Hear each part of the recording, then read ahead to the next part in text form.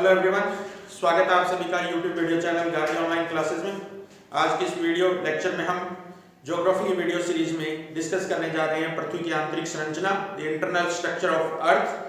तो इस वीडियो को शुरू करने से पहले आप सब लोगों से मेरी एक फॉर्मल सी रिक्वेस्ट कि यदि आप इस वीडियो लेक्चर को पहली बार देख रहे हैं, मेरे YouTube चैनल पर पहली बार आए हैं, तो प्लीज YouTube स्क्रीन पर जो सब्सक्राइब बटन लिखा हुआ है आप प्लीज उसको प्रेस कर लीजिए और उसके साथ ही नोटिफिकेशन बेल का जो आइकन है उसे भी दबा लीजिए ताकि मेरे वीडियो की अपडेट जो है वो लगातार टाइम टू टाइम आप तक पहुंचती रहे। तो चलिए स्टार्ट करते हैं पृथ्वी की आंतरिक संरचना। देखिए आप सबसे पहले अगर हम बात करें पृथ्वी की आंतरिक संरचना का अध्ययन जो है वो विज्ञान या भूगोल की जिस शाखा के अंतर्गत हम करते हैं उसको हम भूगर्भ शास्त्र के नाम से जानते हैं, इंग्लिश में उसको जियोलॉजी के नाम से जानते हैं। तो जियोलॉजी जो ब्रांच है या जियोलॉजी साइंस जो है उसके अंतर्गत हम पृथ्वी की आंतरिक संरचना का अध्ययन करेंगे। स्टार्ट से हम अगर बात करें तो पृथ्वी की आंतरिक संरचना सभी वैज्ञानिकों के लिए एक पहेली या एक रहस्य के रूप में थी। जैसे जैसे विज्ञान आगे बढ़ता गया, भूगोल आगे बढ़ती गई, वैसे वैसे अलग अलग प्रकार के स्रोतों से अलग अलग प्रकार की जानकारियां इकट्ठी की गई और उन्हीं के आधार पर कुछ अनुमान लगाए गए कि पृथ्वी की आंतरिक संरचना किस प्रकार की हो सकती है। तो सबसे पहले हमें देखना पड़ेगा कि पृथ्वी की आंतरिक संरचना के बारे में बताने वाले हमारे पास सोर्सेज क्या क्या हैं, हमारे पास वो स्रोत कौन कौन से हैं जो पृथ्वी की आंतरिक संरचना के बारे में हमें जानकारी देते हैं। और अगर मैं कहूं तो अभी तक पृथ्वी की आंतरिक संरचना के बारे में जो हमारे पास जानकारी है वो बहुत सीमित है और उसमें जैसे जैसे विज्ञान प्रगति करेगा आगे और सुधार आएगा। तो सबसे पहले हम ये देख लेते हैं कि पृथ्वी की आंतरिक संरचना के बारे में जानकारी देने वाले मुख्य स्रोत या सोर्सेज कौन कौन से हैं। तो यहाँ मैं इनको दो अलग अलग पार्ट में डिवाइड कर देता हूँ। सबसे पहले मैं उन चीजों की बात कर लेता हूँ जो डायरेक्टली हमें प्रत्यक्ष रूप से पृथ्वी की आंतरिक संरचना के बारे में जानकारी देते हैं और इसके बाद में कुछ ऐसे प्रमाण या ऐसे साक्ष्य हैं हमारे पास जो अप्रत्यक्ष तौर पर पृथ्वी की आंतरिक संरचना के बारे में कोई न कोई जानकारी हमें देंगे। तो प्रत्यक्ष स्रोतों के अंदर मैं बात करूं अगर तो भूगर्भ से निकाली जाने वाली जो चट्टानें हैं जो खोदकर हम निकालते हैं, माइनिंग जिनकी हम करते हैं, जिसको हम माइनिंग या खनन की क्रिया बोलते हैं, तो माइनिंग से नीचे से जो भी चट्टानें निकाली जाती है उनके आधार पर हम पृथ्वी की आंतरिक संरचना के बारे में अनुमान लगाते हैं। दूसरी चीज जो हमारे पास है कि भूधरातल के ऊपर, पर्वती के ऊपर जो चट्टानें मिलती हैं, भूगर्भ की नहीं, भूपर्वती या भूधरातल के ऊपर जो चट्टानें पाई जाती हैं उन चट्टानों के आधार पर भी हम अनुमान लगा लेते हैं। तीसरी जो चीज हमारे पास हो सकती है वो है ज्वालामुखी क्रिया जो है, ज्वालामुखी से निकलने वाला जो लावा या जिसको हम मैग्मा बोलते हैं, उस मैग्मा के आधार पर भी हम पृथ्वी की आंतरिक संरचना के बारे में जानकारी प्राप्त कर सकते हैं। तो मुख्य रूप से हमारे पास तीन ऐसे स्रोत हैं, जिन सोर्सेज हैं जिनकी सहायता से हम पृथ्वी की आंतरिक संरचना के बारे में डायरेक्ट कोई अनुमान लगा सकते हैं, अपनी आंखों से देखकर उनके बारे में हम जानकारी या अनुमान लगाया जा सकता है। तो कई बार प्रश्न पूछ लिया जाता है आपसे कि पृथ्वी निम्न में से पृथ्वी की आंतरिक संरचना को जानने का या अनुमान लगाने का प्रत्यक्ष स्रोत कौन सा है। तो आप तीन नाम इसमें याद रखिए, भूगर्भ से निकलने वाली चट्टानें, दूसरे हमारे पास भूधरातल के ऊपर पाई जाने वाली चट्टानें हैं और तीसरा हमारे पास ज्वालामुखी क्रिया या निकलने वाला मैग्मा जो है वो भी हमें जानकारी उपलब्ध करवाएगा। चलिए इसके बाद में अप्रत्यक्ष स्रोत हमारे पास बहुत सारे हैं। अप्रत्यक्ष स्रोतों में अगर हम बात करें तो देखिए जितने भी भौतिक कारक है, चाहे ताप है, चाहे दाब है, चाहे घनत्व है, ठीक है, ताप दाब घनत्व, ये सारे अप्रत्यक्ष स्रोत हैं जिनके बारे में सिर्फ हम गेस कर सकते हैं कि इतने नीचे गहराई में जाने पर पृथ्वी में इतना डिग्री तापमान बदलेगा, ऐसे घनत्व बदलेगा, ऐसे दाब बढ़ेगा।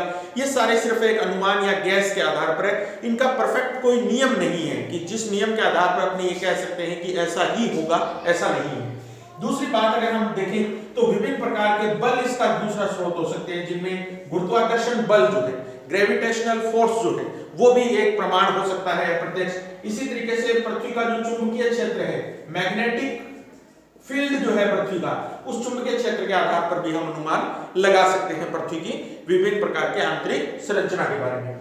तीसरा अगर हम देखें तो भूकंप विज्ञान जो है या भूकंपीय जो क्रिया है, इस भूकंपीय क्रिया से निकलने वाली जो तरंगे हैं या उत्पन्न होने वाली जो तरंगे हैं जिनको हम सेस्मिक वेव्स या जिनको हम भूकंपीय तरंगे बोल रहे हैं, उन भूकंपीय तरंगों का अध्ययन अपने एक विशेष विज्ञान में करते हैं जिसको हम क्या बोलते हैं, भूकंप विज्ञान, सेस्मोलॉजी जिसको हम बोलते हैं। तो भूकंप विज्ञान में हमारे पास एक तरीके से क्या है, पृथ्वी की आंतरिक संरचना के बारे में जानकारी देने वाला हमारे पास क्या रहेगा, अप्रत्यक्ष स्रोत रहेगा।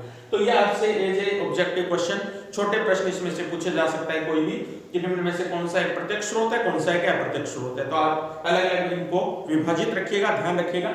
आगे हम बढ़े अगर तो पृथ्वी के स्रोतों का एक विभाजन तो प्रत्यक्ष और अप्रत्यक्ष हमने कर लिया है। इसके अलावा प्राकृतिक, अप्राकृतिक और कुछ हम ऐसे देखेंगे कि पृथ्वी जब से उत्पन्न हुई है उससे संबंधित अलग अलग प्रकार के सिद्धांत रहे हैं, तो वो सिद्धांत भी पृथ्वी के आंतरिक संरचना के स्रोत हो सकते हैं। तो एक दूसरा विभाजन मैं यहाँ और कर रहा हूं, उसमें आप थोड़ा सा देखिएगा कि किस तरीके से और कौन से, यही सारे कारक जो है मैं 3 अलग अलग भागों के अंदर विभाजित कर दूंगा।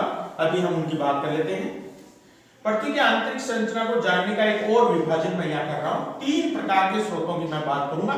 सबसे पहले मैं देखता हूँ अप्राकृतिक स्रोत कौन कौन से हैं, अप्राकृतिक स्रोत। फिर मैं बात कर लेता हूँ प्राकृतिक स्रोत कौन कौन से हैं, प्राकृतिक। और तीसरे हम बात करेंगे पृथ्वी की उत्पत्ति से संबंधित जितने सिद्धांत हैं उन सिद्धांतों में कौन कौन सी बातें की गई हैं, वो भी एक तरीके से हमारे पास क्या है, पृथ्वी के आंतरिक संरचना के बारे में साक्ष्य या प्रमाण उपलब्ध हमें करवाते हैं। तो सबसे पहले हम बात करेंगे अप्राकृतिक तत्वों की। तो इसमें हमारे पास प्रत्यक्ष स्रोत लगभग सारे इसी में आएंगे, सॉरी अप्रत्यक्ष स्रोत ताप है, दाब है, घनत्व है, जिनके बारे में हम बात करेंगे। चौथा अगर हम बात करें इसके अंदर ही ग्रेविटेशनल फोर्स, गुरुत्वाकर्षण बल। इसी प्रकार से हम देखें तो मैग्नेटिक फोर्स, चुंबकीय क्षेत्र। ये सारे जो कारक हैं ये अप्राकृतिक या भौतिक कारक के रूप में हमारे पास मौजूद है, जो पृथ्वी की आंतरिक संरचना के बारे में जानकारी देते हैं। यहाँ से भी ऑब्जेक्टिव क्वेश्चन निकल सकता है कि कौन सा एक पृथ्वी की आंतरिक संरचना का जानने का अप्राकृतिक स्रोत है। प्राकृतिक स्रोत में जब हम बात करेंगे तो पृथ्वी के अंदर से उत्पन्न होने वाली जो क्रियाएं हैं, जो नेचुरली हो रही है, जिनका नियंत्रण जो है वो प्राकृतिक रूप से हो रहा है, उसमें हम 2 ही मुख्य बात करेंगे, भूकंप और ज्वालामुखी। भूकंप और ज्वालामुखी ये पृथ्वी की संरचना को जानने का एक तरीके से हमारे पास क्या है, प्राकृतिक सोर्सेज हैं, नेचुरल सोर्सेज। इसके बाद में हम बात करें पृथ्वी की उत्पत्ति के बारे में जितने भी सिद्धांत दिए गए हैं, वो सिद्धांत भी एक तरीके से साक्ष्य के रूप में हमारे पास हो सकते हैं। जैसे पृथ्वी की ग्रहणों परिकल्पना जो है, ग्रहणों परिकल्पना जो है वो ये कहती है कि पृथ्वी का आंतरिक भाग जो है वो ठोस रूप के अंदर है, ठीक है। इसके विपरीत अगर हम ज्वारीय परिकल्पना की बात करें पृथ्वी की उत्पत्ति के बारे में, ज्वारीय परिकल्पना है, पृथ्वी की उत्पत्ति के अलग अलग सिद्धांत है, उनके मैं थोड़े से नाम ले रहा हूं यहाँ पर। ज्वारीय परिकल्पना है, इसी तरीके से नेबुला परिकल्पना है, निहारिका परिकल्पना जिसको हम बोलते हैं नेबुला। तो नेबुला और ज्वारीय परिकल्पना जो है ये कहती है कि पृथ्वी का आंतरिक भाग जो है वो तरल रूप के अंदर है। तो कहने का मतलब ये स्पष्ट हो जाता है कि या तो पृथ्वी की आंतरिक संरचना ठोस रूप में हो सकती है या फिर पृथ्वी की आंतरिक संरचना तरल के रूप में हो सकती है। तो ये जो बातें पृथ्वी की उत्पत्ति के सिद्धांतों में की गई हैं, इनसे भी हम एक तरीके से पृथ्वी की आंतरिक संरचना के बारे में गैस लगा सकते हैं। इसके साथ साथ जो उल्का पिंड जो आकाश से नीचे गिरते हैं, उल्का पिंड, मेट्रॉइड्स जिनको हम बोलते हैं, उल्का पिंड जब पृथ्वी के धरातल पर आकर गिरते हैं तो उनका जब वैज्ञानिकों ने अध्ययन किया तो उन्होंने पाया कि पृथ्वी की तरह ही आंतरिक भाग जो है उल्का पिंडों का वो भी ठोस चट्टानों के रूप में बना हुआ है। तो उल्काएं जो है पृथ्वी की आंतरिक संरचना के बारे में जानकारी देने वाली हमारे पास एक अन्य सोर्स हो सकती है। तो ये एक सामान्य विभाजन हमने देख लिया है कि पृथ्वी की आंतरिक संरचना के बारे में कुछ प्रत्यक्ष स्रोत है हमारे पास, कुछ अप्रत्यक्ष स्रोत भी हैं। इसी तरीके से इन स्रोतों का आगे एक और विभाजन हमने कर लिया है। प्राकृतिक स्रोतों के रूप में नाम देख लिया हमने, मुख्य मुख्य कौन से हैं, अप्राकृतिक में देख लिया, प्राकृतिक स्रोतों में नाम देख लिए और पृथ्वी की उत्पत्ति से संबंधित सिद्धांत है उनके बारे में हमने बात कर ली है। अब थोड़ी सी हम अप्राकृतिक तत्व जो है मुख्य रूप से 3, ताप, दाब और घनत्व, इनके बारे में थोड़ी डिटेल में बात करते हैं क्योंकि ये पृथ्वी की आंतरिक संरचना की जानकारी देने वाले महत्वपूर्ण स्रोत हैं। तो इनका अगर अपने अलग अलग बात देखें तो क्या क्या हमें परिवर्तन देखने को मिलेगा, इसकी हम बात कर लेते हैं।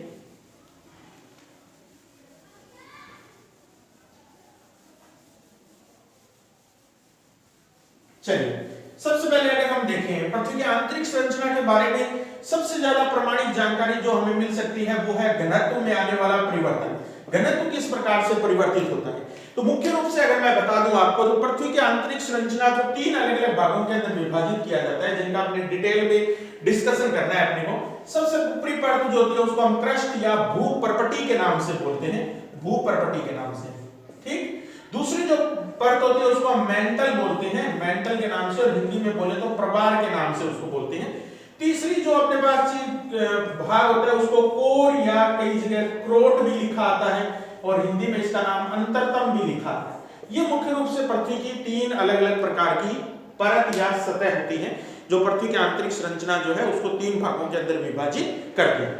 अगर इन तीनों की घनत्व की दृष्टि से हम बात करें तो घनत्व में हम देखेंगे कि जैसे जैसे हम पृथ्वी के धरातल से यानी कि भूप्रवृत्ति से इसके केंद्र की तरफ जाएंगे, गहराई की तरफ जाएंगे, वैसे वैसे घनत्व जो है वो बढ़ता रहेगा, घनत्व बढ़ता रहेगा। यानी कि गहराई बढ़ने के साथ डेंसिटी जो है या घनत्व जो है वो बढ़ेगा। ये एक सामान्य सा ऑब्जर्वेशन जो है या प्रेक्षण जो है वो देखने को मिलता है। अब अगर अपने घनत्व की बात करें तो भूप्रवृत्ति का लगभग घनत्व जो हमारे पास मिलता है वो 2.6 से लेकर 3 ग्राम प्रति सेंटीमीटर क्यूब के अंदर मिलेगा, ग्राम प्रति सेंटीमीटर क्यूब। ठीक है, घनत्व को नापने की इकाई है ग्राम प्रति सेंटीमीटर क्यूब के रूप में। तो ये सबसे कम घनत्व वाली जो परत है हमारे पास पृथ्वी की वो है भूप्रवृत्ति के रूप में। इसके बाद जो दूसरा क्षेत्र हमारे पास शुरू होता है उसको हम मेंटल बोल रहे हैं। दूसरा क्षेत्र ये भूप्रवृत्ति का क्षेत्र हमने ले लिया है, मान लो ये अंदर वाला क्रोड ले लिया है। ये एक बड़ा क्षेत्र जो बीच में हम देख रहे हैं ये मेंटल के रूप में है। तो मेंटल की अगर घनत्व की बात करें तो यहां से घनत्व बढ़ता हुआ 4.6 से लेकर 5.3 तक चला जाएगा ग्राम प्रति सेंटीमीटर क्यूब में। तो देखिए आप और ज्यादा गहराई पर गए हैं, मेंटल की तरफ बढ़े हैं, वैसे वैसे घनत्व जो है वो भी बढ़ गया है। इसी तरीके से अगर इससे आगे हम चलेंगे यानी कि अंदर की भाग की तरफ जाएंगे, क्रोड की तरफ आएंगे, तो पृथ्वी का सबसे ज्यादा घनत्व जो है हमें सेंटर में मिलता है, उसकी त्रिज्या वाले पॉइंट पर मिलता है और वो पॉइंट हमारे पास कोर या क्या है, क्रोड है। तो यहां देखने में आया है कि घनत्व 10 से लेकर 13 ग्राम प्रति सेंटीमीटर क्यूब तक पाया जाता है। तो हम एक सामान्य नियम तो ये देख सकते हैं कि जैसे जैसे पृथ्वी की गहराई पर जाएंगे वैसे वैसे घनत्व क्या होता चला जाएगा, बढ़ता चला जाएगा। आपसे अलग अलग घनत्व पूछे जा सकते हैं कि क्रस्ट का घनत्व कितना होता है, मेंटल का कितना होता है, कोर का कितना होता है। तो आप लगभग वेरिएशन अपने को ध्यान रखनी है। 2.6 से 3.3 भी कई किताबें लिखती है, एनसीईआरटी भी लिखती है ऐसा, लेकिन लगभग वेरी करता है ये 2.6 से लेकर 3 के बीच में। इसी तरीके से मेंटल का घनत्व फिर थोड़ा सा ज्यादा हो सकता है, ज्यादा होता है, और कोर का घनत्व जो है वो सबसे ज्यादा होता है। तो किसी भी रूप में प्रश्न पूछा जा सकता है आपसे कि घनत्व के हिसाब से इन परतों को जमाइए या इनको व्यवस्थित कीजिए। और अब अगर अपने ओवरऑल सारी चीजों की बात करें, इन तीनों की अगर बात करें, तो पृथ्वी का औसत घनत्व जो निकल कर आता है वो लगभग 5.3 टू 5.4 ग्राम प्रति सेंटीमीटर क्यूब निकल कर आता है पूरी पृथ्वी का। यानी कि इन तीनों परतों का अगर अपने घनत्व की बात करें तो जैसे परपटी को 0 किलोमीटर से माने तो पृथ्वी की जो आंतरिक त्रिज्या है वो लगभग समाप्त होती है 6371 किलोमीटर के ऊपर जाकर 6371 किलोमीटर पृथ्वी की अनुमानित त्रिज्या हम मानते हैं। तो पृथ्वी की भूप्रवृत्ति के ऊपर वाले पॉइंट से लेकर जो केंद्र वाला पॉइंट है, इस सारी पृथ्वी की आंतरिक भाग का अगर घनत्व हम एवरेज रूप से निकालें, औसत रूप से निकालें, तो वो हमारे पास 5.3 से 5.4 के आसपास तक बैठता है। तो ये पूरी पृथ्वी का औसत घनत्व है। इंपॉर्टेंट क्वेश्चन है, कई बार पेपर में पूछा जा चुका है, सामान्य पेपर में पृथ्वी का औसत घनत्व कितना होता है। तो ये हमने घनत्व के बारे में बात कर ली है। दूसरा नंबर हम देखते हैं कि तापमान में क्या क्या परिवर्तन आता है। तापमान, तो तापमान का कोई सामान्य नियम नहीं है कि हम जिसके आधार पर ये कह सकते हैं कि तापमान में इतना परिवर्तन आता है। लगभग हम अनुमान ये लगाते हैं कि 32 मीटर की जैसे जैसे हम गहराई पर जाएंगे धरातल से यानी कि भूप्रवृत्ति से, जैसे 32 मीटर की गहराई पर जाएंगे तापमान 1 डिग्री सेल्सियस तक बढ़ना शुरू हो जाता है, 1 डिग्री सेल्सियस तक। लेकिन ये बढ़ने की गति जो है ये सब जगह एक समान प्रकृति की नहीं होती है। अगर अनुमानित वे में हम देखें तो 100 किलोमीटर तक जब हम अंदर जाते हैं, 100 किलोमीटर अंदर तक धरातल से, तो 100 किलोमीटर अंदर तक लगभग 12 डिग्री सेंटीग्रेड ताप जो है वो बढ़ जाता है।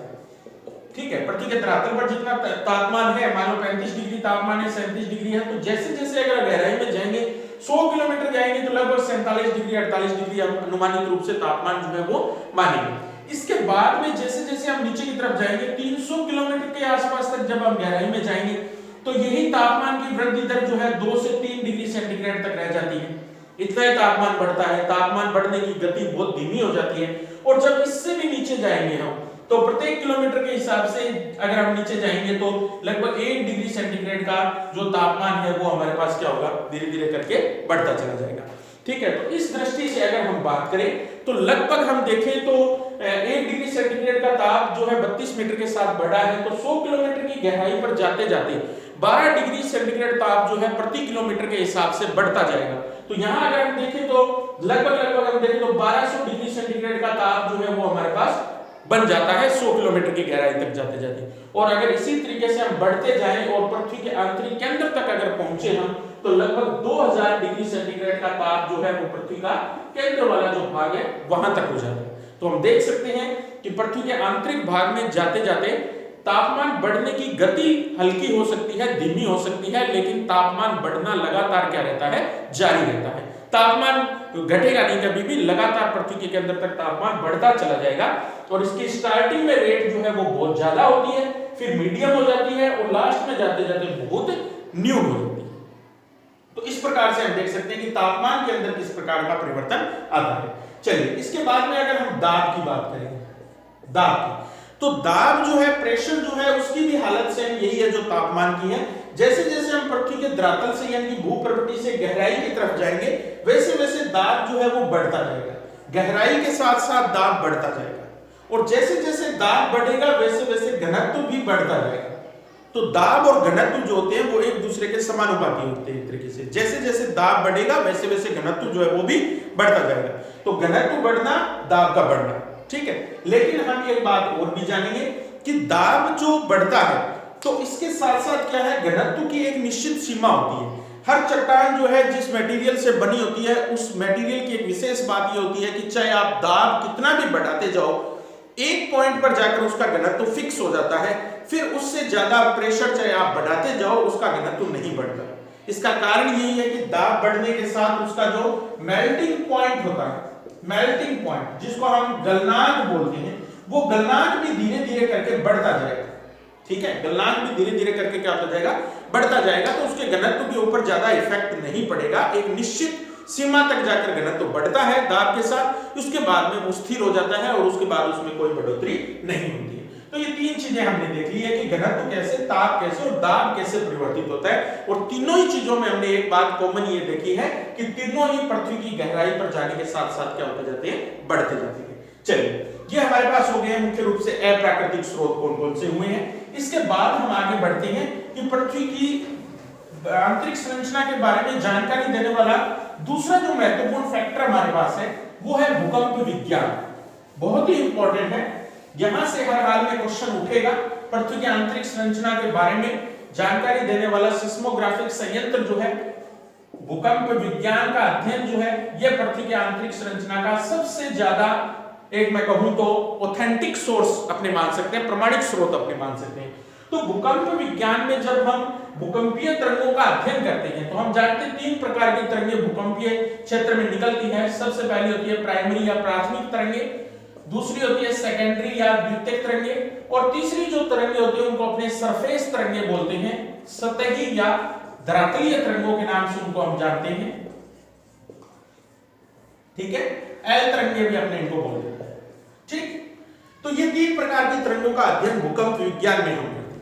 अब हम अगर देखें तो भूकंप विज्ञान में जब हम इन तरंगों का अध्ययन करते हैं तो एक बात हमें स्पष्ट होती है कि जैसे जैसे घनत्व बढ़ता जाता है, जैसे जैसे घनत्व बढ़ता गया है उसी हिसाब से इन भूकंपीय तरंगों का वेग या गति जो है वो भी परिवर्तित होती गई है। और लगभग ये अनुमान है कि भूकंपीय तरंगों की गति लगातार क्या होती है, बढ़ती है। यानी कि भूप्रवृत्ति से जब हम पृथ्वी के केंद्र की तरफ जाएंगे तो धीरे धीरे करके और भूकंपीय तरंगों की गति जो है वो निरंतर क्या होती है, बढ़ती जाती है।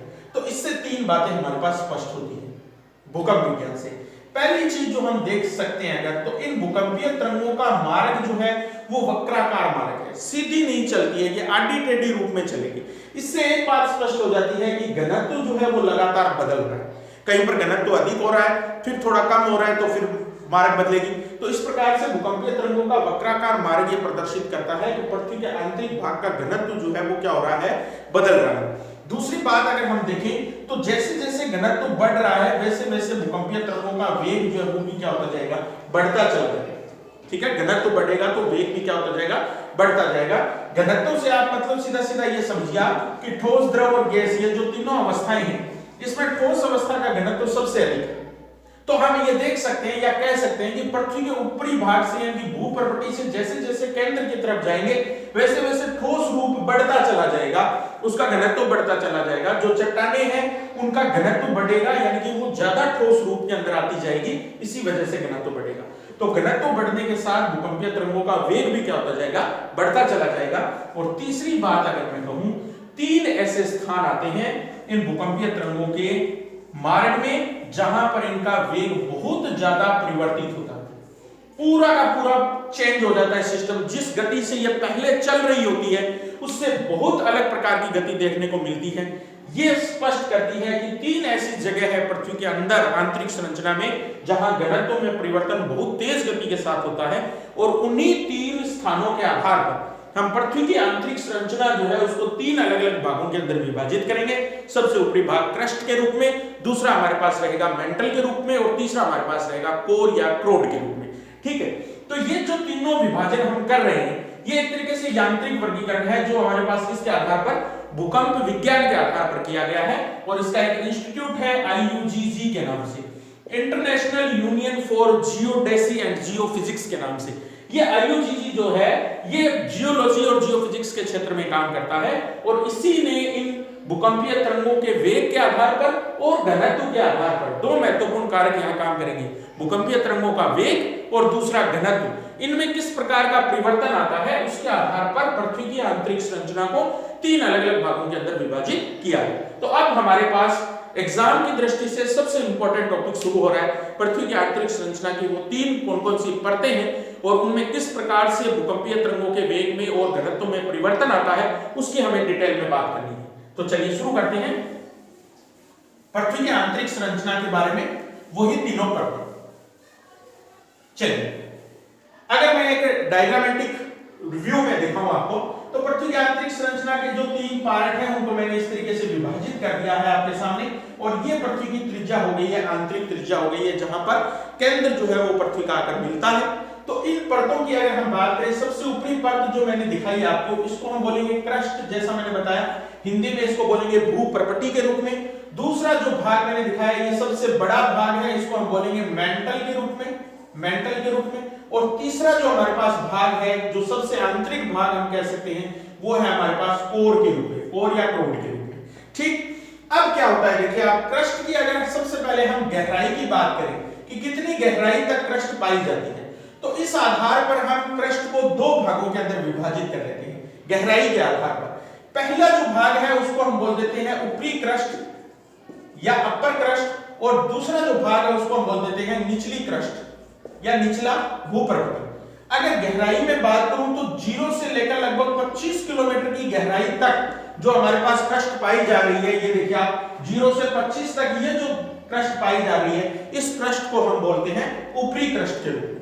और 25 किलोमीटर से आगे लगभग 35 किलोमीटर की गहराई तक जो हमारे पास क्रस्ट मिलेगी, उस क्रस्ट को मैंने नाम दे दिया है अपर क्रस्ट, सॉरी लोअर क्रस्ट के रूप में, LC, इसको मैं शॉर्ट में लिख रहा हूं UC, अपर क्रस्ट, और दूसरी हमारे पास कौन सी, लोअर क्रस्ट। क्रस्ट के 2 भाग हो गए गहराई के आधार पर। अब संरचना की दृष्टि से अगर हम बात करें तो घनत्व जो है पृथ्वी की सभी परतों में न्यूनतम घनत्व वाली जो परत है हमारे पास, वो हमारे पास कौन सी है, ऊपरी क्रस्ट की होती है। इसका घनत्व लगभग 2.7 ग्राम प्रति सेंटीमीटर क्यूब जो है वो नोट किया जाता है, एवरेज रूप, औसत है ये, एक पॉइंट पर परफेक्ट नहीं है। औसत घनत्व जो है वो हमारे पास कितना रहता है, 2.7 ग्राम प्रति सेंटीमीटर क्यूब रहता है। अगली अगर हम बात करें तो इस परत का निर्माण जो है वो ग्रेनाइट प्रकार की आग्नेय चट्टानों से हुआ है, ग्रेनाइट प्रकार की आग्नेय चट्टानों से हुआ। और ग्रेनाइट प्रकार की जो आग्नेय चट्टानें होती हैं उन चट्टानों के अंदर ज्यादातर सिलिकॉन प्लस एल्यूमिनियम के रूप में, सिलिकॉन प्लस एल्यूमिनियम के रूप में। तो अगर शॉर्ट में हम इनको कहें तो इस परत को हम सियाल परत के रूप में जानते हैं, सियाल परत, सिलिकॉन प्लस एल्यूमिनियम। अब सियाल परत जो है ये ज्यादातर हमारे पास अम्लीय प्रकृति की होती है, ये दोनों ही तत्व जो है वो अम्लीय प्रकृति के होते हैं, एसिडिक प्रकृति के होते हैं, इसलिए एक तरीके से ऊपरी क्रस्ट जो है इसमें जो चट्टानें मिलती है वो कैसी होती है, अम्लीय प्रकृति की होती है। तो ग्रेनाइट प्रकार की आग्नेय चट्टानें जो है वो पाई जाती है इसमें ऊपरी क्रस्ट में। अगली विशेषता की अगर मैं बात करूं तो इस परत से केवल महाद्वीपों का निर्माण हुआ है, महाद्वीपों का निर्माण हुआ। महाद्वीप के अंदर जो प्लेटें अगर हम बात करें, जैसे प्लेट विवर्तनी के सिद्धांत में हम बात करते हैं, मुख्य रूप से 6 बड़ी प्लेटों की हम बात करते हैं, तो वो जो प्लेटें जिन्होंने महाद्वीपों का निर्माण किया है वो प्लेटें जो है वो हमारे पास किससे बनी है, ऊपरी क्रस्ट वाले भाग की यानी कि ग्रेनाइट आग्नेय चट्टानों से मिलकर बनी होती है। महाद्वीपों के अंदर अगर हम बात करें तो लोअर क्रस्ट नहीं मिलती है, ये लोअर क्रस्ट केवल और केवल हम देखेंगे आगे महासागरीय क्षेत्र में मिलेगी, महाद्वीपीय क्षेत्र के अंदर लोअर क्रस्ट नहीं पाई जाती है। यानी कि महाद्वीपों की अधिकतम गहराई की अगर मैं बात करूं तो ये कितनी होती है, लगभग 25 किलोमीटर होती है, जबकि क्रस्ट जो है, निचली क्रस्ट जो है यानी कि महासागरीय तली जो है ये 35 किलोमीटर तक गहराई में पाई जाती है। और ये जो निचली क्रस्ट जो होती है इसका निर्माण जो है वो बेसाल्ट प्रकार की चट्टानों से हुआ, बेसाल्ट प्रकार की चट्टानें, और बेसाल्ट प्रकार की जो चट्टानें हैं वो ज्यादातर क्षारीय प्रकृति की होती है। ठीक है, क्षारीय प्रकृति की होती है, यानी कि निचली क्रस्ट और ऊपरी क्रस्ट गुणों में एक दूसरे के बिल्कुल क्या होती है, अपोजिट होती है। ठीक, अब अगर हम बात करें भूकंपीय तरंगों के वेग की, क्योंकि मैंने बताया था दो मुख्य आधार रहेंगे, एक तो घनत्व किस प्रकार का है, चट्टानें किस प्रकार की हैं, और उन चट्टानों के अवयव किस प्रकार के हैं, और उसके बाद में जो अंतिम चीज हमें देखनी है वो भूकंपीय तरंगों की देखनी है। तो प्राथमिक तरंगें जो है अगर उनके वेग की यहां मैं बात करूं तो निचली ऊपरी क्रस्ट के अंदर उनका वेग 6 किलोमीटर प्रति सेकंड के दर से वो 6.1 किलोमीटर प्रति सेकंड की रफ्तार से आगे बढ़ती है। वो वेग जैसे जैसे हम देख रहे हैं 2.7 से इस परत का घनत्व जो है वो बढ़कर 3 से 3.2 तक पहुंच जाता है, 3 से लेकर 3.2 तक पहुंच जाता है। घनत्व बढ़ा है इसलिए भूकंपीय तरंगों का वेग भी क्या होगा, बढ़ेगा। ये 6.1 से आगे बढ़कर लगभग अगर मैं कहूं तो 6.9 किलोमीटर प्रति सेकंड की रफ्तार पकड़ लेती है। तो जैसे जैसे हम गहराई में जाएंगे वैसे वैसे प्राथमिक तरंगों का वेग जो है, भूकंपीय तरंगों का वेग जो है वो बढ़ेगा, और क्रस्ट वाले हिस्से में आते आते इसकी गति लगभग कितनी हो जाती है, 6.9 किलोमीटर प्रति सेकंड हो जाती है। तो ये रहेगा हमारे पास गहराई के आधार पर क्रस्ट के दो विभाजन। अब एक बात जो हमें देखनी है वो बहुत महत्वपूर्ण है। देखिए आप, ये जो भूकंपीय तरंगों के वेग में वृद्धि हो रही है ये एक पॉइंट पर आकर बहुत तेज होती है, और वो पॉइंट जो इन दोनों परतों को अलग करता है किस आधार पर, घनत्व के आधार। यहां घनत्व 2.7 है, यहां घनत्व बढ़कर 3 से 3.2 तक चला गया है। तो ये जो हमारे पास में परिवर्तन आया है, अचानक से जो परिवर्तन आया है इसको हम बोलते हैं डिसकंटिन्यूटी, असंतत्य बोलते हैं हम इसको हिंदी असंतत्य।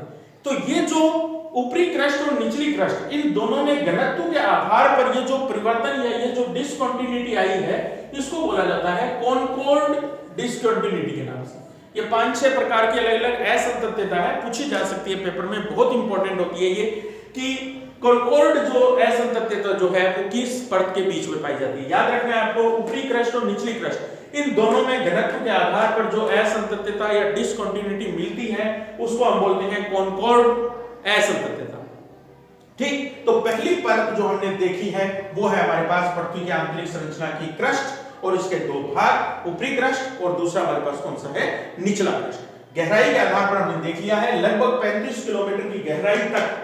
महासागरीय क्षेत्र में हमने बात की है, महाद्वीपीय क्षेत्र में तो केवल कौन सी क्रस्ट होती है, अपर क्रस्ट ही होती है, निचली क्रस्ट नहीं पाई जाती। तो एक असंतत्य जो इन दोनों परतों को अलग कर रही है वो कौन सी है हमारे पास, कॉनकॉर्ड असंतत्य। ठीक, आगे बढ़ते हैं हम दूसरी परत की तरफ, मेंटल परत की।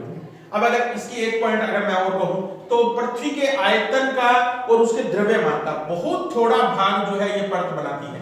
लगभग 1% से भी कम हिस्सा जो है वो पृथ्वी की पूरी संरचना का किससे बना हुआ है, क्रस्ट से बना हुआ है।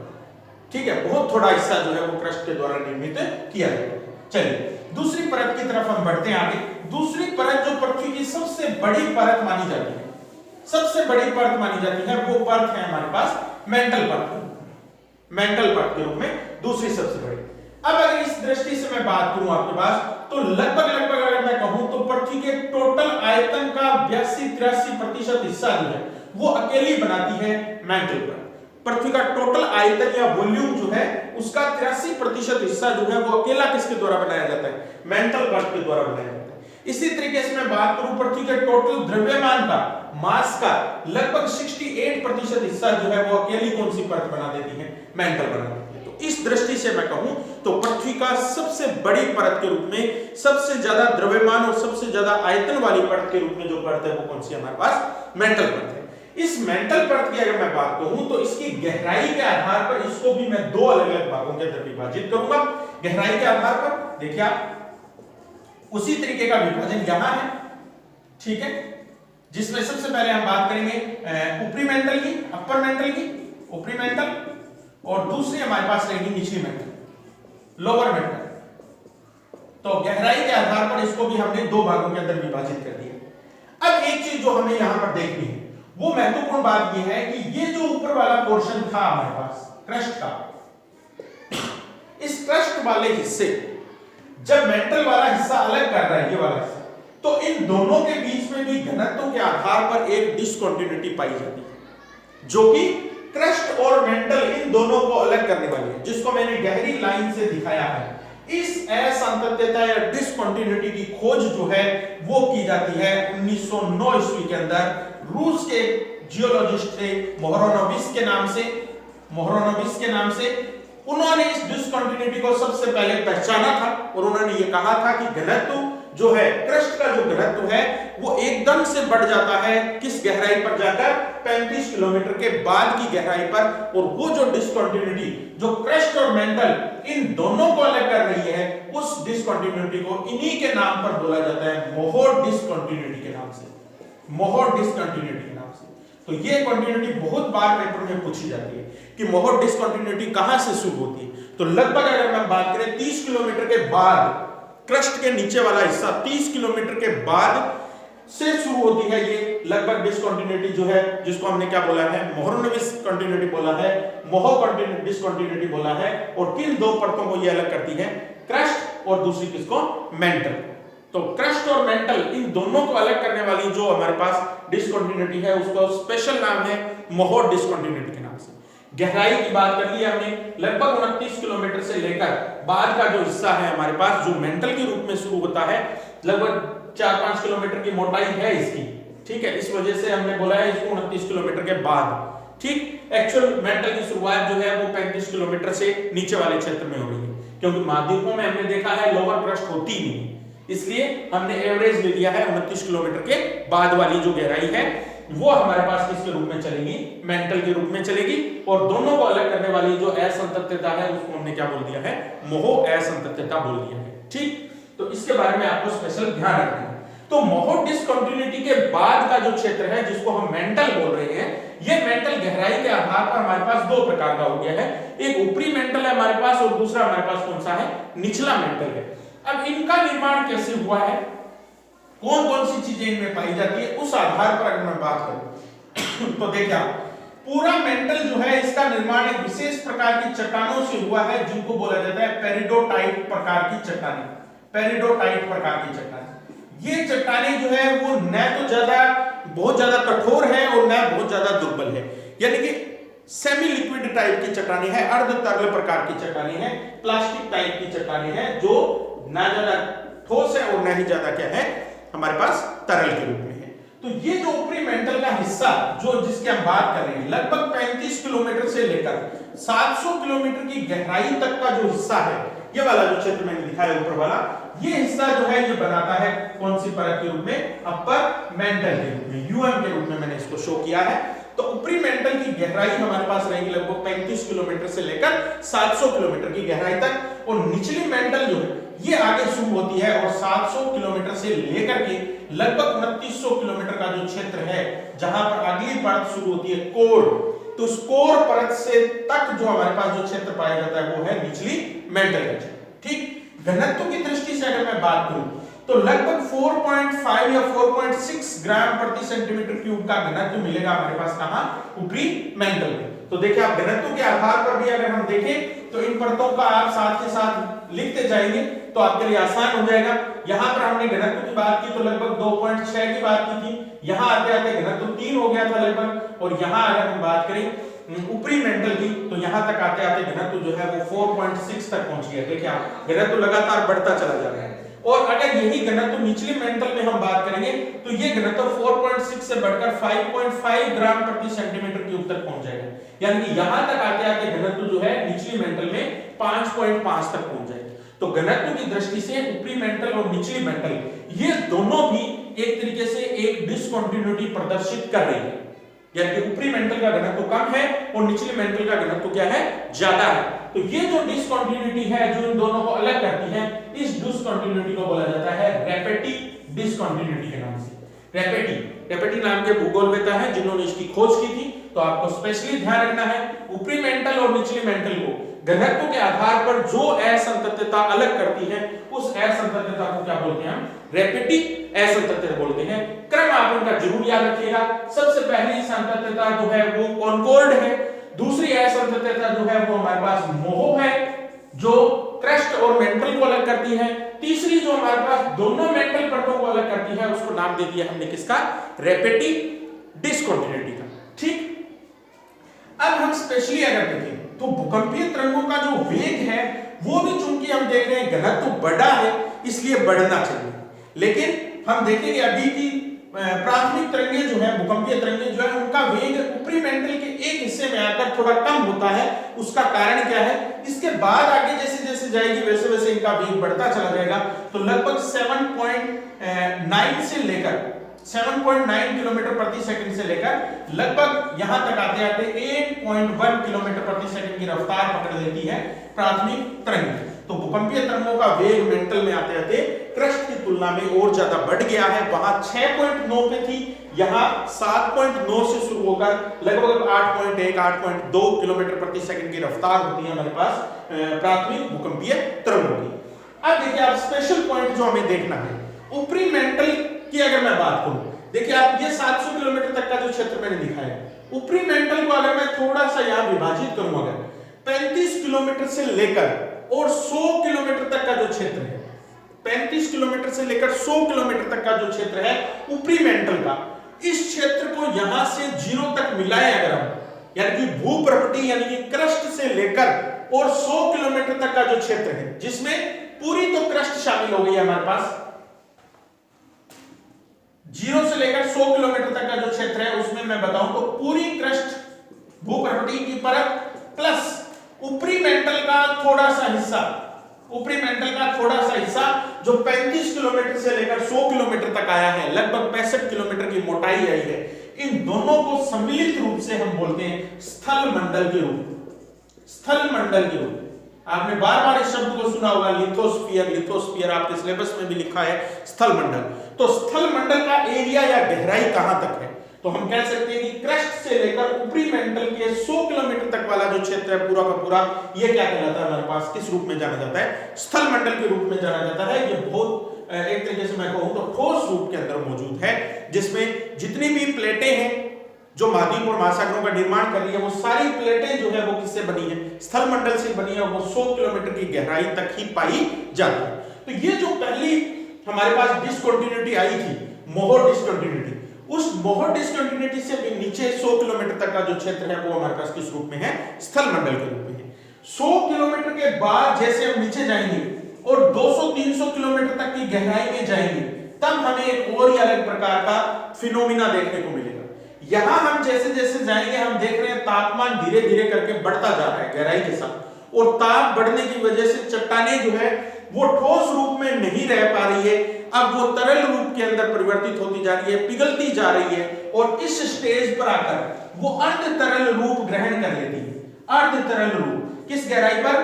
स्थल मंडल के नीचे वाली गहराई, यानी कि ये 100 किलोमीटर से नीचे वाला जो क्षेत्र है, लगभग 200-300 किलोमीटर का क्षेत्र, इस क्षेत्र में आकर और चट्टानें जो है वो किस रूप में आ जाती है? अर्ध तरल, सेमी मोल्टन रूप में आ जाती है, और उस अर्ध तरल रूप को हम बोलते हैं दुर्बलता मंडल के नाम से।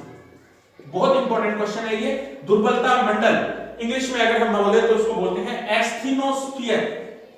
एस्थीनोस्फीयर पृथ्वी का एक और क्षेत्र जो इसका विभाजन कर रहा है। एस्थीनोस्फीयर जो है, दुर्बलता मंडल जो है, ये स्थल मंडल के तुरंत बाद शुरू होता है और लगभग 200-300 किलोमीटर की गहराई तक पाया जाता है, जहां पर चट्टानें जो है वो ठोस रूप में नहीं रह पाती है, वो किस रूप में आ जाती हैं?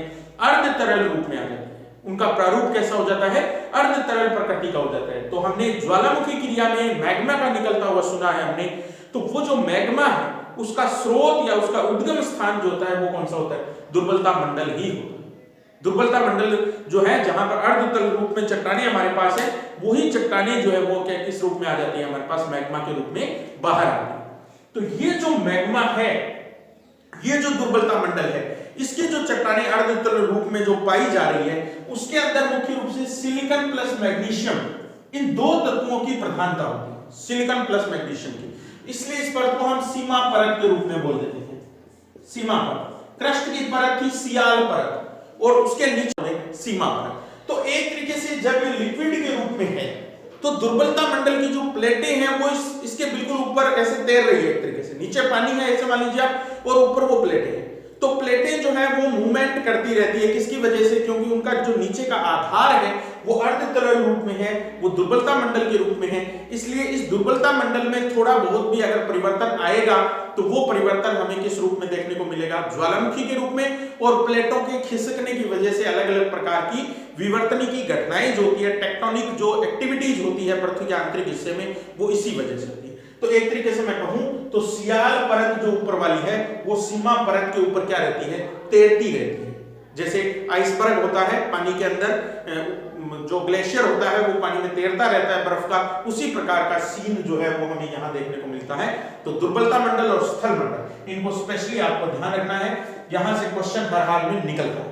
ठीक, तो तीन मुख्य डिसकंटिन्यूटी की अभी तक हमने बात कर ली है, कॉनकॉर्ड, मोहो और रैपिडी की। और घनत्व के आधार पर हमने बात कर लिया है किस प्रकार से नीचे गहराई में जाने के साथ साथ स्थल मंडल किस में बदल जाता है? दुर्बलता मंडल में बदल जाता है। और यहाँ पर तरंगों की गति जो है वो भी हल्की कम हो जाती है, क्योंकि हम देखेंगे प्राथमिक तरंगें जो है वो तो तीनों माध्यम से गुजर सकती है, सॉलिड, लिक्विड, गैस, तीनों से। लेकिन जो द्वितीयक तरंगें जो होती हैं वो किस रूप में? केवल ठोस रूप के अंदर ही गति कर सकती है। इसलिए इसमें से निकल तो जरूर जाती है अंतरल में से, लेकिन उनका वेग जो है वो अपेक्षाकृत क्या हो जाता है? कम हो जाता है, क्योंकि ठोस रूप में वेग ज्यादा होता है। जैसे जैसे द्रव या तरल की तरफ बढ़ते जाएंगे वैसे वैसे वेग क्या होता जाएगा? थोड़ा कम होता जाएगा। ठीक, तो दूसरी महत्वपूर्ण परत जो हमने गहराई के आधार पर देख ली है वो है हमारे पास कौन सी? मेंटल परत के रूप में। अब हम बात करेंगे अंतिम तीसरी परत के रूप में, जिसको हम बोलेंगे कोर या क्रोड के रूप में। ये भी इंपॉर्टेंट है अपने लिए कि किस प्रकार से इसमें परिवर्तन आता है गहराई के आधार पर, इसकी भी हमें बात करनी है। तो चलिए, तीसरी और अंतिम परत जो हम पढ़ रहे हैं वो हमारे पास रहेगी कोर के रूप में। कोर, चलिए, जिस प्रकार से हमने देखा कि क्रस्ट और मेंटल, इन दोनों को अलग करने वाली जो डिसकंटिन्यूटी थी उसको हमने बोला था मोहो डिसकंटिन्यूटी के रूप में। इसी प्रकार से मेंटल और जो हमारे पास कोर है नीचे वाला हिस्सा, इन दोनों को भी अलग करने वाली एक डिसकंटिन्यूटी या एक असंतत्यता है हमारे पास जो इन दोनों परतों को अलग करती है, और उसका नाम है गुटेनबर्ग-विशर्ट। गुटेनबर्ग-विशर्ट असंतत्यता। ये दो वैज्ञानिक हैं, भूवैज्ञानिक है, जिन्होंने इस असंतत्यता की खोज की थी, तो उन्हीं के नाम पर हम इसको बोलेंगे गुटेनबर्ग-विशर्ट असंतत्यता। और एक जो असंतत्यता ऊपर हमने पढ़ ली है वो है मोहो असंतत्यता। तो ये दोनों असंतत्यता जो है, डिसकंटिन्यूटी जो है, ये पृथ्वी की दोनों दो परतों को अलग अलग करती है। मोहो ने अलग किया है क्रस्ट को मेंटल से, और गुटेनबर्ग-विशर्ट ने अलग किया है मेंटल को किससे? कोर से। ये आंतरिक परतों की डिसकंटिन्यूटी नहीं है। आंतरिक रूप से आप बात करें तो ऊपरी पेंटल और निचली क्रस्ट को अलग किया है कॉनकॉर्ड ने, और इसी तरीके से ऊपरी मेंटल और निचले मेंटल को अलग किया है रैपिडी ने। इसी प्रकार से हमें तीसरी डिसकंटिन्यूटी और देखनी है जो कोर को दो भागों के अंदर विभाजित करेगी, और उस डिसकंटिन्यूटी को हम बोलते हैं लेहमैन डिसकंटिन्यूटी के नाम से, जो कि अपर कोर और लोअर कोर, ठीक है, ऊपरी कोर और आंतरिक कोर, बाह्यतम कोर बोल सकते हैं, ऊपरी कोर बोल सकते हैं, और एक आंतरिक हमारे पास क्या है? कोर है। इन दोनों को अलग करने वाली आंतरिक जो हमारे पास डिसकंटिन्यूटी है उसको हमने क्या बोल दिया है? लेहमैन डिसकंटिन्यूटी बोल दिया है। तो एक तरीके से हम देखें तो पृथ्वी की आंतरिक संरचना में 5 अलग अलग प्रकार की डिसकंटिन्यूटी हमें देखने को मिलेगी। सबसे पहले कॉनकॉर्ड, मोहो, रैपिडी, गुटेनबर्ग-विशर्ट, और लास्ट अंतिम जो डिसकंटिन्यूटी है वो है लेहमैन के रूप में। दो डिसकंटिन्यूटी जो है ये पृथ्वी की परतों को अलग करती है, और ये जो तीन डिसकंटिन्यूटी जो हमने देखी है ये पृथ्वी की एक परत को दो हिस्सों के अंदर विभाजित करती है। तो अलग अलग आप इनका ध्यान रखिएगा। अब हम बात कर लेते हैं कोर की। तो कोर जो है या क्रोड जो है जिसको हम बोल रहे हैं, इसके भी हमने दो भाग कर लिए गहराई के आधार पर। एक है हमारे पास बाह्य क्रोड के रूप में, बाह्य कोर के रूप में, और दूसरी हमारे पास आंतरिक कोर के रूप में, आंतरिक कोर के रूप में। ठीक, गहराई की दृष्टि से अगर मैं बात करूं तो गुटेनबर्ग-विशर्ट जो हमारे पास असंतत्यता जहां से शुरू हो रही है 2900 किलोमीटर से लेकर 5150 किलोमीटर तक का, यानी ये वाला जो एरिया है, इसको हम बोल रहे हैं बाह्य कोर के रूप में। और आंतरिक कोर इससे आगे शुरू होती है, यानी लेहमैन जो हमारे पास डिसकंटिन्यूटी है उससे लेकर पृथ्वी की जो आंतरिक केंद्र का बिंदु है वहां तक ये फैली हुई है। 5150 से लेकर 6371 किलोमीटर की जो गहराई है वो हमारे पास किस रूप में है, आंतरिक कोर के रूप में। ठीक, घनत्व की दृष्टि से हम बात करें तो जैसे जैसे गहराई में आएंगे घनत्व यहां भी उसी गति से बढ़ता चला जाएगा और जो हमारे पास पीछे 5.6 वाला घनत्व था वो अब यहां पर आकर बढ़कर लगभग 10 ग्राम प्रति सेंटीमीटर क्यूब हो जाएगा। यानी कि बाह्य कोर का घनत्व तो फिर बढ़ गया है और ये कितने तक पहुंच गया है, 10 ग्राम प्रति सेंटीमीटर क्यूब तक पहुंच गया है। और पृथ्वी के केंद्र तक जाते जाते तो ये घनत्व और ज्यादा बढ़ जाता है और अधिकतम घनत्व जो है पृथ्वी का वो मिलता है उसके केंद्र वाले हिस्से में यानी कि आंतरिक कोर वाले हिस्से में। और इसकी वैल्यू लगभग कितनी होगी, 13 ग्राम प्रति सेंटीमीटर क्यूब। इसके बाद भूकंपीय तरंगों के वेग की अगर हम बात करें तो मेंटल में जो वेग था वो वेग यहां पर और ज्यादा बढ़ जाता है। लगभग अगर मैं कहूं तो 11.6 किलोमीटर प्रति सेकंड की रफ्तार पकड़ लेता है यहां पर और यहां तक आते आते तो ये रफ्तार 13.6 किलोमीटर प्रति सेकंड तक पहुंच जाती है। ठीक है, तो आंतरिक कोर तक आते आते और पृथ्वी के जो केंद्र बिंदु जो है वहां पर भूकंप का वेग जो है, तरंगों का वेग सबसे अधिक होता है, घनत्व सबसे अधिक है यहां पर। इसकी वैल्यू हमारे पास कितनी है, 13.6 किलोमीटर प्रति सेकंड। ठीक, अब इन दोनों परतों की अगर हम मटेरियल की बात करें तो देखिए आप यहां जैसे जैसे हम अंदर आ रहे हैं वैसे वैसे तापमान बढ़ता चला जा रहा है। हमने देख रहे हैं ये बात, तापमान बढ़ रहा है, इस वजह से हम देख रहे हैं कि जो चट्टानें हैं वो तरल रूप में आती चली जा रही है और बाह्य कोर तक आते आते तापमान इतना ज्यादा बढ़ जाता है कि पूरी चट्टानें जो है वो लगभग किस रूप में आ जाती है, तरल रूप में परिवर्तित हो जाती है। तो पूर्णतः तरल रूप में पाई जाने वाली एकमात्र जो पृथ्वी की परत है हमारे पास वो किस रूप में है, आउटर कोर के रूप में है, बाह्यतम कोर के रूप में। ठीक है, जो लगभग लगभग पूर्णतः क्या होती है, द्रव अवस्था के अंदर मिलेगी, तरल अवस्था के अंदर। ठीक है, द्रव नहीं कहूंगा मैं, इसको तरल रूप कहूंगा मैं। तो तरल रूप के अंदर पूर्णतः तरल रूप में जो मिलने वाली हमारे पास पृथ्वी की परत है वो हमारे पास कौन सी है, बाह्य कोर के रूप में है, आउटर कोर के रूप में। अब हम एक बात जानते हैं कि जो हमारे पास तरल रूप होता है पदार्थ की अवस्था का, तो उसमें सेकेंडरी जो वेव्स होती हैं भूकंप की, द्वितीयक तरंगें जो होती है वो गति नहीं कर सकती है, वो केवल किस रूप में चल सकती है, ठोस रूप में चल सकती है। तो मैं कहूं तो यहां तक आते हैं गुटेनबर्ग विसर्ट सांतत्य जो है, असंतत्य जहां से शुरू होती है वहां के बाद में सेकेंडरी या द्वितीयक तरंगें जो है वो नहीं मिलती है भूकंप की, क्योंकि ये पूरी तरीके से कौन सी अवस्था में आ चुका है, तरल अवस्था में आ चुका है और वो तरंगें तरल अवस्था के अंदर गति नहीं कर सकती। ठीक, अब अगर हम बात करें यहां पर आंतरिक कोर, तो आंतरिक कोर तक आते आते हम एक बात तो देख रहे हैं कि टेम्परेचर तो अभी भी और ज्यादा बढ़ रहा होगा, लेकिन टेम्परेचर बढ़ने के साथ साथ दबाव भी उतना ही बढ़ता जा रहा है। और पृथ्वी के आंतरिक कोर वाले हिस्से में यानी कि लेहमन डिसकंटिन्यूटी के बाद में टेम्परेचर इतना अधिक हो जाता है कि उसकी वजह से दबाव भी उतना ही ज्यादा हो जाता है। और अभी मैंने बताया जैसे जैसे दबाव बढ़ेगा वैसे वैसे पदार्थ का मेल्टिंग पॉइंट भी क्या होता चला जाएगा, बढ़ता चला जाएगा, द्रवणांक जो है वो उसका बढ़ता जाएगा। तो इस वजह से आंतरिक हिस्से में तापमान का प्रभाव लगभग लगभग समाप्त हो जाता है और उच्च दाब के कारण चट्टानें जो है वो पूरी तरीके से कौन सी अवस्था में आ जाती है, ठोस अवस्था में। पूर्णतः ठोस अवस्था में मिलने वाला जो कोर है वो कौन सा है, आंतरिक कोर। पूर्णतः तरल अवस्था में मिलने वाला कोर कौन सा है हमारे पास, बाह्य कोर। क्यों, यहां तापमान ज्यादा है, तापमान ज्यादा होने से चट्टानें तरल रूप में परिवर्तित हो गई। यहां तापमान के साथ दबाव उससे भी ज्यादा हो गया और दबाव बढ़ने से मेल्टिंग पॉइंट बढ़ गया। तो अब चाहे टेम्परेचर बढ़ता चला जाए चट्टानें अपने ठोस रूप से परिवर्तित नहीं।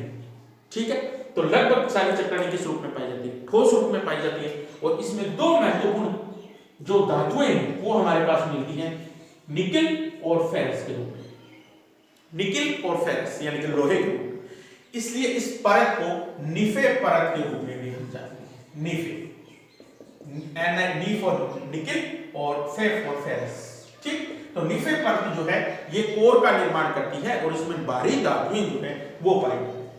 अब यहां एक और महत्वपूर्ण पॉइंट जो हमें डिस्कस करना है, इतने अधिक टेम्परेचर पर आकर पृथ्वी के अंदर की जो धातुएं होती हैं निकेल और फेरस जो है ये आयन रूप में आ जाती है, आयन रूप में आ जाती है। ठीक है, धन आयन बन जाते हैं इससे।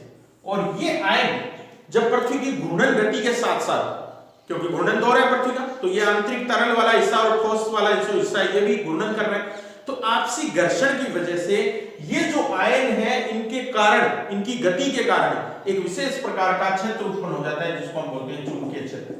तो पृथ्वी के आंतरिक हिस्से में चुंबकीय क्षेत्र क्यों पाया जाता है? पृथ्वी हर ऊपर की ओर फेंकी गई वस्तु को अपने केंद्र की ओर क्यों खींचती है? ये जो कंसेप्ट है हमारे पास, ये किससे आता है? चुंबकीय क्षेत्र से आता है, क्योंकि पृथ्वी की आंतरिक कोर जो है वो भारी धातुओं से बनी हुई है, निकल और फेरस जैसी धातुओं से बनी हुई है जो कि विद्युत धनी धातुएं हैं, और ये टेम्परेचर, इतने टेम्परेचर पर आकर गैस और आयन रूप में परिवर्तित हो जाती है, और यही आयन जो है वो पृथ्वी का कौन सा क्षेत्र बनाते हैं? चुंबकीय क्षेत्र का निर्माण करते हैं। तो चुंबकीय क्षेत्र के लिए उत्तरदायी जो हमारे पास परत है वो कौन सी है? हमारे पास कोर परत है। तो ये हमारे पास रहेगा पृथ्वी की आंतरिक संरचना का संपूर्ण विभाजन, जिसमें डिसकंटिन्यूटी आपको जरूर ध्यान रखनी है। पेपर में क्वेश्चन लगभग यही से बनता है, हर बार लगभग इंपॉर्टेंट होती है। घनत्व में किस प्रकार से परिवर्तन आता है? बन सकता है। गहराई किस रूप में परिवर्तित हो सकती है? बन सकता है। भूकंपीय तरंगों का वेग किस रूप में परिवर्तित हो सकता है? यहां से निकल सकता है। दो तीन महत्वपूर्ण बातें जो हमने देखी थी, दुर्बलता मंडल के रूप में, जहां पर आते आते भूकंपीय तरंगों का वेग अचानक कम हो जाता है, इसलिए दुर्बलता मंडल को LVZ के नाम से भी अपने जानते हैं, लो वेलोसिटी जोन, निम्न गति का क्षेत्र। ठीक है, बहुत इंपॉर्टेंट है ये भी। LVZ के बारे में पूछा जाता है बहुत बार कि LVZ का क्षेत्र कहां पर होता है, तो हमें बताना है 100 किलोमीटर के बाद का क्षेत्र। स्थल मंडल क्या होता है, कितनी गहराई तक मिलता है, ये सारी पॉइंट्स जो है हमारे पास वो महत्वपूर्ण बन जाते हैं पृथ्वी की आंतरिक संरचना का, जो भूकंप के आधार पर, भूकंपीय विज्ञान के आधार पर जो हमने वर्गीकरण किया है, IUGG के द्वारा वर्गीकरण किया गया है, उसकी हमने बात की। ठीक, अब हम थोड़ा सा एक भूगोलवेत्ता के रूप में, भूविज्ञानी के रूप में और बात कर लेते हैं। मोटे मोटे रूप पर तो वो चीजें हमने देख ली हैं, थोड़ा सा उसका स्पेशल क्लासिफिकेशन है वो हम देख लेते हैं थोड़ा। उस भूवैज्ञानिक का नाम है स्वेस के नाम से। स्वेस जो है, इसने पृथ्वी की आंतरिक संरचना के 3 हिस्से बताए हैं। ठीक है, इसमें सबसे ऊपरी हिस्सा जो है उसको ये सियाल परत के रूप में बोल रहे हैं, दूसरा परत जो है वो सीमा के रूप में बोल रहा है, तीसरी परत निफे के रूप में बोल रहा है। ये जो स्वेस ने विभाजन किया है, ये रासायनिक संरचना के आधार पर विभाजन किया है इसने। रासायनिक स्ट्रक्चर कैसी है चट्टानों की, उसके आधार पर किया है। तो इसने बताया है कि पृथ्वी का जो ऊपरी हिस्सा है उसके अंदर ज्यादातर कौन सी चट्टानें पाई जाती है? सिलिकॉन और एल्यूमिनियम से युक्त चट्टानें मिलती हैं, इसलिए इस परत को उसने क्या नाम दे दिया है? सियाल परत का नाम दे दिया है। तो ऐसा नहीं है कि मेंटल जो है उसमें सियाल परत नहीं होती है, ऐसा नहीं है। ठीक है, ये सिर्फ एक विभाजन, किताबें जो है जोड़कर लिख देती है यहीं से कि जो क्रस्ट है वो पूरी की पूरी कैसी है? सियाल परत है। नहीं, क्रस्ट, लोअर क्रस्ट जो होती है उसमें सीमा परत के गुण भी पाए जाते हैं, उसमें सिलिकॉन प्लस मैग्नीशियम भी मिल जाता है। तो ऐसा नहीं, ये सिलिकॉन जो है यहां भी मिल जाएगा आपको। निफे परत जो है उसके अंदर भी 20% तक सिलिकॉन पाया जाता है।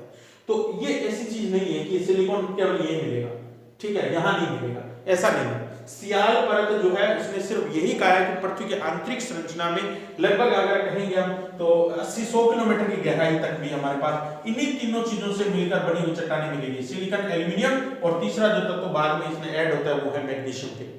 ठीक, तो लोअर क्रस्ट जो है, क्रस्ट और मेंटल का जो हिस्सा है उसमें बहुत कुछ हिस्सा जो है इन दोनों से मिलकर बनता है, लेकिन लगभग क्रस्ट जो है उसका निर्माण किससे हुआ है? सियाल से हुआ है। इसी प्रकार से लगभग मेंटल परत जो है उसका निर्माण लगभग किससे हुआ है? सिलिकॉन प्लस मैग्नीशियम से हुआ है, इसलिए उसको सीमा परत के रूप में हम बोल देते हैं। और जो सबसे आंतरिक भाग जो है हमारे पास निकल और फेरस के रूप में है, ये वाला हिस्सा, कोर वाला हिस्सा, 2900 किलोमीटर के बाद वाला हिस्सा, इसको हमने क्या बोल दिया है? निफे परत के रूप में बोल दिया। तो ये परत आप याद रखिएगा, सियाल सीमा निफे का विभाजन किस भूगर्भ शास्त्री के द्वारा किया गया? स्वेस के द्वारा किया गया है। कौन से तत्वों की प्रधानता के कारण इसको ये नाम दिया गया है? तो ये भी हमने देख लिया है। ये प्रारंभिक जितनी भी चट्टानें ये सारी लगभग अम्लीय प्रकृति की होती है, सिलिकॉन और एल्यूमिनियम अम्लीय प्रकृति प्रदान करते हैं। मैग्नीशियम जब इसके अंदर जुड़ जाता है तो ये चट्टानें लगभग क्षारीय प्रकृति की बन जाती है। ठीक है, और यही जब निकल और फेरस के रूप में आता है तो ये धात्विक प्रकृति की बन जाती है। ठीक, तो ये सारी अधातुओं के रूप में है और आंतरिक हिस्सा जो है वो कैसा है? धात्विक रूप में हमारे पास। तो स्पेस का वर्गीकरण भी आप स्पेशली इसके अंदर ध्यान रखें। ठीक, तो ये रहेगा पृथ्वी की आंतरिक संरचना के डिटेल डिस्क्रिप्शन हमने पढ़ लिया है, कौन कौन सी परतें हैं, कौन कौन से सोर्सेज हैं। आशा करूंगा आपके एग्जाम का ऐसा कोई क्वेश्चन नहीं होना चाहिए मेरे अकॉर्डिंग जो आपके इस टॉपिक से बाहर होगा। तो अगर आपको ये वीडियो मेरा पसंद आया हो तो अपने जितने भी फ्रेंड सर्किल हैं, सोशल मीडिया ऐप्स हैं, उन सब के अंदर मेरा ये वीडियो जरूर शेयर कीजिएगा ताकि अधिक से अधिक लोगों को इसका फायदा मिल सके। अगर अच्छा लगा हो तो कमेंट बॉक्स में कमेंट भी जरूर लिखिएगा और अधिकतम रूप से इसको शेयर कीजिएगा। अभी तक भी अगर मेरे चैनल को सब्सक्राइब नहीं किया आपने तो प्लीज आपकी यूट्यूब स्क्रीन पर जो सब्सक्राइब लिखा हुआ है आप उसको प्रेस कर लीजिए। मिलते हैं नेक्स्ट वीडियो के साथ, नेक्स्ट नए टॉपिक के साथ। तब तक के लिए गुड लक, थैंक्स।